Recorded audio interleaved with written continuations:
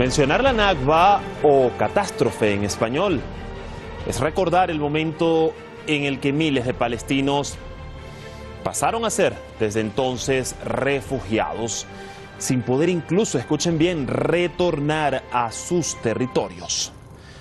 Hace 75 años exactos, hoy se estima que hay más de 6 millones de refugiados palestinos que viven al menos en 58 campamentos ubicados en Palestina, países vecinos y el resto del mundo, según datos de la UNRWA. Es por eso que todos los 15 de mayo en todo el mundo, los palestinos salen a las calles y desde allí vuelven a denunciar la ocupación de sus territorios ancestrales por medio de agresiones y el genocidio por parte de las autoridades y fuerzas israelíes. Por eso son millones los palestinos que hoy también muestran desde esas calles una llave para reafirmar que la Nakba no se acabará hasta que cese la ocupación sionista. Esto es Detrás de la Razón. Buena semana para todos. Les saluda Dani Pérez Díaz y así iniciamos.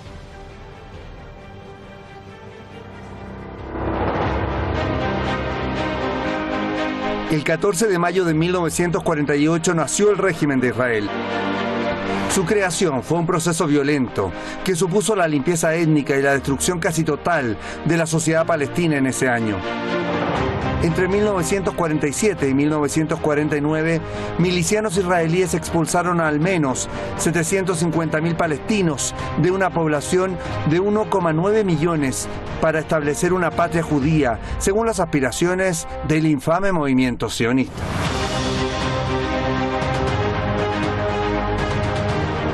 Cada año, el 15 de mayo, los palestinos de todo el mundo, que suman alrededor de 12,5 millones, recuerdan la Nakba o catástrofe, en alusión a lo que llaman la injusticia más larga de la historia moderna. Todas estas marchas reivindican el derecho al retorno de los palestinos a su tierra ancestral y la creación de un Estado palestino con Al-Quds como su capital. Yeah, so solidarity is the biggest thing. Overseas, all across the world, people are coming out showing solidarity for the Palestinians that are being murdered by the Israeli apartheid regime. We're talking about so much more than just solidarity even. We're showing support. We're showing that our family members are out there in Palestine and are being killed. And we out here are demanding that Palestine is freed from the river to the sea. واحنا بنحاول دائما نرسخ في عقول اطفالنا واولادنا انه هذا التاريخ لا ينتسى. وإن شاء الله بإذن رب العالمين إنه كمان تاريخ تحرير فلسطين هم تاريخين لا ينتسوا. Además de la causa palestina, el 15 de mayo es una fecha para evidenciar que la Nakba aún continúa en medio del robo de tierras palestinas y la ampliación de las colonias ilegales israelíes. النكبة جريمة ممتدة على مدار 75 عام ولا يزال شعبنا يدفع من دمه ولحمه الحي فاتورة العدوان. ونحن مستمرون في النضال لاسترداد حقنا ولإفشال المشروع الصهيوني الاستعماري التوسع. La joya de nuestra tierra es Al-Quds y la mezquita Al-Aqsa. El ocupante no logrará cambiar su estatus a través de judaizarlo. Nuestro pueblo seguirá resistiendo hasta la liberación total de Palestina, desde el río hasta el mar. Entre tanto, otros países de la región han apoyado las aspiraciones del pueblo palestino en su lucha contra la brutal ocupación israelí. Hoy día, la resistencia palestina se encuentra en su mejor estado, mientras el régimen sionista está en sus peores condiciones durante los últimos 75 años, debido al poderío de la resistencia y las profundas discrepancias internas. El proceso de decadencia del régimen temporal sionista ya ha comenzado. El día de la Nakba de este año se produjo tras una brutal agresión israelí contra la asediada Franja de Gaza. La nueva escalada, que comenzó el 9 de mayo y duró 5 días, dejó 33 palestinos y 2 israelíes muertos. Los misiles de la yihad islámica abrumaron las defensas antiaéreas israelíes, forzando al gabinete de Benjamin Netanyahu a cesar los bombardeos indiscriminados de Gaza.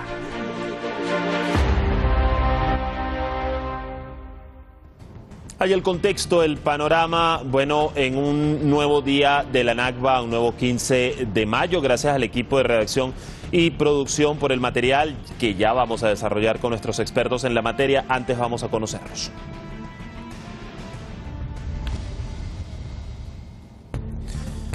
Hoy contaremos con el análisis de Haldia Abu Bakr, activista palestina, miembro del movimiento Mazar Badil, desde Madrid, España.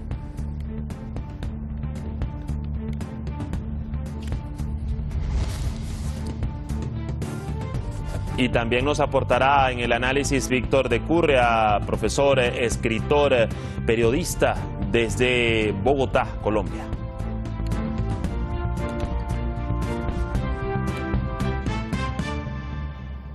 Allí observaban sus perfiles, les damos la bienvenida. Haldia, gusto saludarte a esta hora y en este especial de Detrás de la Razón. ¿Qué tal? Hola, buenas tardes Dani, a Víctor y a todos los que nos están viendo a través del canal de Span TV. Muchas gracias por este espacio y por dedicar siempre un espacio a la causa palestina y a la lucha del pueblo palestino. Gracias. Así es, y gracias a ti por recibirnos. Y bueno, doctor Víctor, también bienvenido a Detrás de la Razón después de tanto tiempo. ¿Qué tal? Muy bien, afortunadamente, y junto con Haldia y con otras personas tratando de explicar en el mundo lo que significa el Nakba, significa no solo para los palestinos, sino para la justicia mundial. Así es. Y si Haldia me lo permite, yo quiero precisamente iniciar con el doctor Víctor, porque a propósito de su artículo que escribió y que lanzó el día de hoy, titulado La Nakba, 75 años después, la catástrofe palestina sigue, usted expone una interesante síntesis, bueno, de la historia de la Nakba, como un plan ya trazado antes de David Ben Gurión, desde 1896, incluso por Theodor Herzl. Pero también dice en ese artículo, según pude leer, Víctor, que Herzl pensó inicialmente implementar ese plan en Argentina antes que en Palestina, aunque al final se redirigió el proyecto sionista hacia las tierras palestinas. ¿Por qué? ¿Por qué el pueblo palestino fue, digamos, el blanco para ejecutar ese plan que hasta el día de hoy, bueno, se sigue llevando a cabo con fuego y sangre? Dos comentarios al respecto. Lo primero es que, como bien lo dices, al Nakba no empieza en el 48, es el resultado de una serie de medidas tomadas desde finales del siglo XIX y que buscaban fundamentalmente apropiarse del territorio. Ya en 1938 el mismo David Ben Gurión lo dijo claro, dijo: a mí no me parece inmoral, lo que hay que hacer es trasladar forzadamente a la población. Es decir, el Nakba no fue un accidente, fue parte de un plan estratégico de desplazamiento de la población. Y segundo, como tú bien lo dices, sigue dándose, todavía se sigue dando con la demolición de casas, los asesinatos, los ataques continuos a Gaza. Ahora, inicialmente se pensó en Argentina, se pensó incluso en Uganda, en otros países de África, de América Latina, y optan por Palestina. ¿Por qué optan por Palestina? Recordemos que una vez se termina la Primera Guerra Mundial, se crea Siria, Líbano, Jordania, pero el único territorio que no se convierte como país como tal es Palestina, que queda bajo mandato británico. Y todos sabemos la decisión británica de apoyar al lobby judío para que creara un Estado. Por tanto, se coinciden estas dos cosas, a lo que se suma un último elemento que quiero mencionar, y es el hecho de que permite que la narrativa religiosa se utilice, se instrumentalice con la idea de la tierra prometida. Entonces se juntan algunos elementos, digamos, de última hora para generar esto, lo que demuestra claramente que el lobby sionista inicialmente no estaba ni siquiera pensando en Palestina, pensó en Argentina o Uganda, y terminó haciendo Paganini de lo sucedido a los palestinos, y nos intentan vender la idea de que todo fue fruto de la Segunda Guerra Mundial, cuando hay antecedentes del siglo XIX. Muy interesante estos datos y este aporte histórico para, bueno, comprender también lo que sigue sucediendo a la fecha. Víctor, ya voy a regresar con usted, ahora sí vamos con Haldia y bueno, evaluando más puntos en esta fecha muy especial, Haldia, y particular, que también es conocida como un día de luto para los palestinos, aún cuando se siguen manteniendo en resistencia. Bien hemos visto que el régimen israelí lo sigue intentando negar por todas las vías, es decir, todos estos hechos de los que estamos hablando. Por eso te pregunto, lo que sucedió en el 48 tras esa declaración de Ben Gurión de la creación del régimen como un Estado, así lo llamó, y los hechos posteriores, Haldia, no fueron más que una limpieza étnica como lo que estamos viendo hoy en esos territorios ocupados día tras día, y por eso es que podemos decir que a la fecha decir la Nakba continúa aún después de 75 años tiene más sentido que nunca. Bueno, muchas gracias, Dani, y la verdad es que muchas gracias a Víctor por el artículo y por esa explicación sobre la Nakba, sobre todo a los hispanohablantes. La verdad es que la palabra Nakba, cuando se traduce por catástrofe, no le da su justo sentido a la palabra Nakba. También tomo prestado de nuestro amigo y compañero Daniel Lobato, que ha encontrado un sentido más de la Nakba, o una pega a la palabra catástrofe, porque cuando alguien piensa en una catástrofe, piensa que puede ser una catástrofe medioambiental, natural. Sin embargo, no señala el causante de esta catástrofe, no pone culpable de esa catástrofe, que no deja de ser la limpieza étnica de Palestina, que ocurrió, como explica Víctor, desde muchísimo antes que el 48. Culminó en el 48 para nosotras como palestinas con la creación de ese Estado artificial creado en el corazón de la región llamada Oriente Medio, que es cuando ya los palestinos, que llevaban años luchando contra este proyecto, vieron que se crea en su Estado, que ellos tenían las esperanzas y el anhelo de formar su patria, su Estado, se crea otro Estado y es reconocido además por la mayor parte de la comunidad internacional. Y además la esperanza que se tenía en los ejércitos árabes, que supuestamente se esperaba que nos iban a ayudar a acabar con esta catástrofe, pues también han sido derrotados. Por eso esa fecha es tan clave para el pueblo palestino. También quería señalar de que no es un día de luto para el pueblo palestino, es un día de recuerdo. Un día de recuerdo de que nos recordamos a nosotros mismos y a la comunidad internacional y al mundo entero de que el pueblo palestino sigue existiendo y sigue luchando, y hay una patria que liberar y que volver, sobre todo que se ha mencionado el derecho al retorno de todos los refugiados y refugiadas palestinas. Por eso decimos que la Nakba continúa, no solamente porque también a veces se pone el lado negativo, y que es que sigue la Nakba y sigue los intentos de limpieza étnica por parte de esa entidad criminal, la entidad sionista, pero también sigue la resistencia del pueblo palestino. La Nakba continúa porque continúa la lucha del pueblo palestino. El pueblo palestino no ha sido vencido. No ha sido vencido en el 48, no ha sido vencido en el 67, no se ha rendido. Igual, la palabra es no se ha rendido. No se ha rendido durante las dos intifadas, no se ha rendido incluso después de los infames acuerdos de Oslo, y a día de hoy sigue luchando. Y como hemos visto esta semana, la Franja de Gaza, a pesar de los pocos recursos que tiene, de sufrir un bloqueo por tierra, mar y aire desde hace 17 años y de encontrarse aislada y sola la resistencia palestina en la Franja de Gaza, le ha dado una lección más a una potencia que es la cuarta potencia mundial armamentística y la primera en la zona.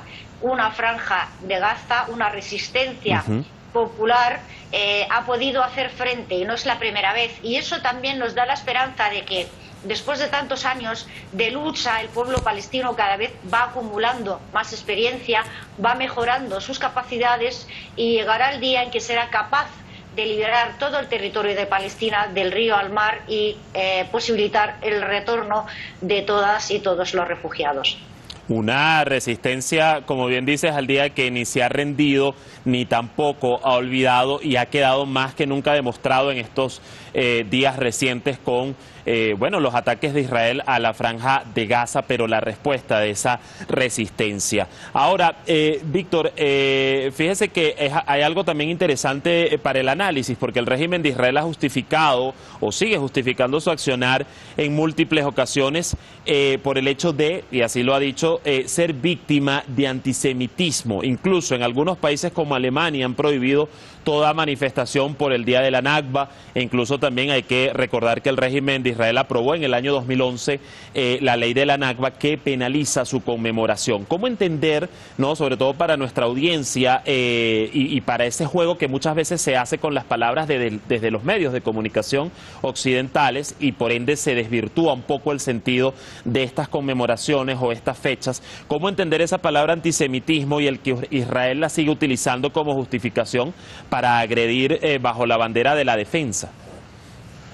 Vale, muchas gracias. Un punto inicial tiene que ver con el afán negacionista de Israel.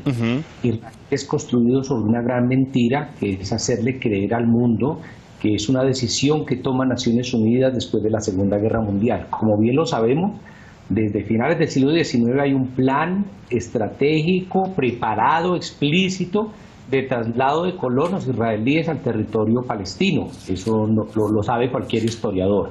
Esas decisiones son previas a que aparezca Hitler en escena, que aparezca la Primera Guerra Mundial. Y luego de eso se empiezan una serie de mentiras. Por ejemplo, Golda Meir decía que aquí no habían palestinos, que eso era un peladero, no había ni siquiera cabras ni camellos, simplemente era un terreno limpio, y usó la frase de que somos el pueblo sin tierra para la tierra sin pueblo. Luego nos dijeron otras mentiras, que los palestinos, más de 750.000 que salieron hace 75 años expulsados por Israel, se fueron voluntariamente o fueron expulsados por los ejércitos árabes. Después nos han dicho que todos los palestinos son terroristas, que todos los palestinos son musulmanes. Nos han dicho una cantidad de mentiras brutales, que las casas que se dinamitan día a día el ejército israelí a los palestinos es porque se lo merecen, cuando sabemos que en el derecho internacional ni existe el castigo colectivo y no se respeta la presunción de inocencia. Es decir, la construcción de Israel hoy en día, de que es la única democracia de Oriente Medio, de que es un país amante de la paz. Yo le pido a los que nos estén oyendo, fácil, vayan algún día a Jerusalén, vayan y visiten lo horrible de ese muro que divide el territorio palestino, vean la demolición de casas, estudien juiciosamente los bombardeos sistemáticos de Gaza y después hablamos. Entonces lo primero es que hay una construcción de una mentira. Parte de esa mentira, que es la segunda cosa que quiero mencionar, es que nos han hecho creer que los judíos son los únicos semitas. No, semitas los que hablan una lengua semita, es decir, los arameos, incluyendo a Jesús de Nazaret, los hebreos, pero los árabes son semitas. Yo no podría ser defensor de la causa palestina y ser antisemita porque sería una contradicción. Ser semita entonces es hablar una de estas lenguas, y ser antisemita es perseguir a alguien por razones lingüísticas. Ahora, ¿el sionismo qué es? Un proyecto excluyente que busca crear un país solo para judíos.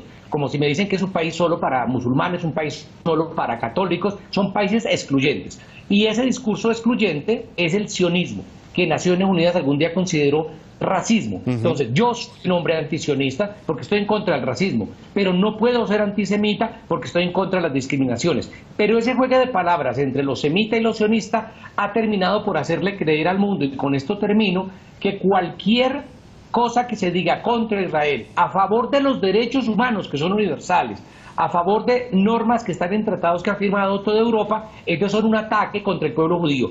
Y ese peligroso juego lingüístico le ha generado impunidad a Israel. Así es, una impunidad que la sigue aplicando día a día. Al día, unos 6.3 millones de palestinos están en estatus de refugiados allí, entre la zona y por el mundo. Y algo interesante de esto es que Israel pensó que esas nuevas generaciones olvidarían, pero resulta que no ha sido así. Si hacemos una comparativa de las nuevas generaciones para sostener la causa, ¿qué podría interpretarse? ¿Cómo lo ves? Y cuando ponemos en una balanza, ¿no?, a la justicia, hoy día, ¿a qué nivel podríamos decir que está ese derecho al retorno? Un derecho además que es inmutable para los palestinos. Bueno, si hablamos del tema de las generaciones, sobre todo si vemos las generaciones nuevas que han nacido fuera de Palestina y no conocen Palestina, y cómo se siguen aferrando y nos seguimos sintiendo como pueblo palestino, estemos donde estemos, eso ha hecho fracasar la propaganda sionista y también la leyenda o el dicho sionista de Ben Gurión, cuando dijo los mayores morirán y los jóvenes olvidarán. Hoy en día estamos viendo que jóvenes que nunca han visto Palestina, que son tercera o cuarta generación, si siguen sintiendo palestinos, si siguen luchando palestinos. Por cierto, quiero hacer mención también a nuestras compañeras en Alemania, que es el que les ha sido prohibido el derecho a manifestarse o a hacer actividades en favor o en solidaridad con Palestina por el gobierno alemán. Recordemos que el racismo nació en Europa, el racismo, y sobre todo en Alemania, pero no solo en Alemania, en toda Europa y en Occidente en general, y la persecución a los judíos ha nacido en Europa, y el antisemitismo, y por eso Alemania quizás esa es una manera de limpiar su culpa con los judíos, es que también hace todas esas políticas de apoyo al Estado sionista. Pero lo que están haciendo no es más que generar más antisemitismo, porque si apoyan a Israel, lo apoyan como una potencia militar y económica con la que tienen acuerdos comerciales y acuerdos de seguridad y armamentísticos. No les importa la población judía, no les importan las personas judías.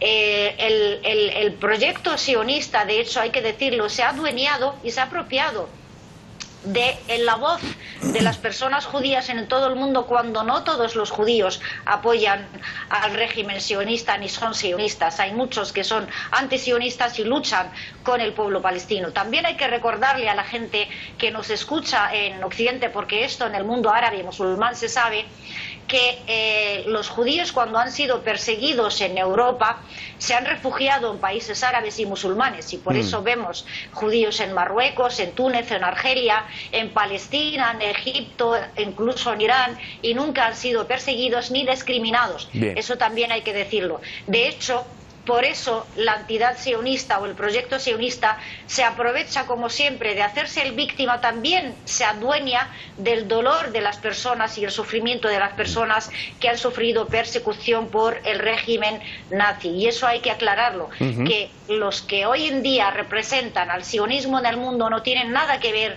con el genocidio que ha ocurrido por parte de un régimen nazi. Al revés, se asemejan, y en sus primeros años el proyecto sionista incluso ha tenido acuerdos y tratados con el régimen nazi para transferir personas judías alemanas a Palestina por equiparar demográficamente a la población que vivía en Palestina. Y por lo tanto, día a día vamos viendo que ni olvido ni tampoco eso nadie, o sea, la causa palestina no ha muerto ni va a morir nunca, se mantiene. Gracias. Así es. Víctor, la conclusión final, me queda escaso medio minuto. Para muchos el estatus y los perímetros finales de Cisjordania, Gaza y Jerusalén al-Quds deben decidirse en negociaciones entre Israel y los palestinos que viven allí mismo bajo la ocupación israelí. Pero ¿cómo puede ser considerado esto posible a estas alturas con el nivel de agresión y violencia israelí constante? Hay un debate que se da a nivel internacional sobre si dos estados, un estado. El problema es que si hacen un solo estado, los democrático, los palestinos son mayoría.